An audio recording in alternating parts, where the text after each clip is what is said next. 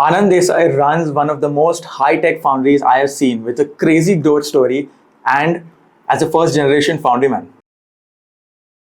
So today I wanted to make this video about just 3 key ideas that I've learned from Anand from IH Castings Belgaum that I'm applying to my own foundry. Number 1 on the list is going to be, and I'll just let Anand say this better. Technology, again technology. If you do not adapt and expand, we will not be in the race.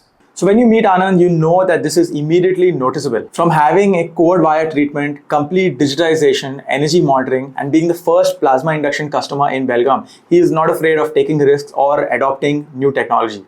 So the second one is going to be understanding your niche. Now Anand runs a ferrous foundry that pours 0 cast iron and 100% only SG iron. Why SG iron? Only SG iron? Because you only pour SG iron in your foundry. Why? So why exactly he has taken this strategic step, you're going to have to watch the entire video, which will be coming out this weekend. But what I can say for now is that many foundrymen try to cater to every industry and every market and end up with no work, or worse, no profit. Today, with the kind of specialized equipment available in the market, each casting has its most optimal process. So once you have chosen your casting market, then you can find the right infrastructure to support it. So the lesson here is very clear. First, pick a product range and market that you'd like to serve.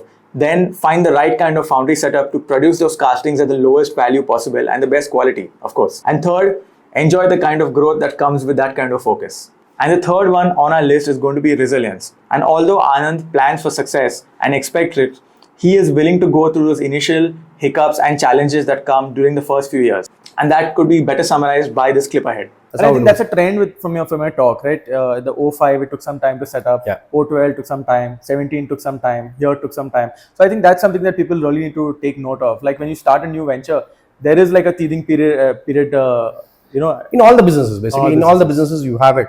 Right. But being not from this background really gives you a little bit hurdle. So these were just 3 key takeaways from Anand's journey, and I promise you there's a lot more. Never before have foundry professionals had the opportunity to learn and study from real success stories in the industry.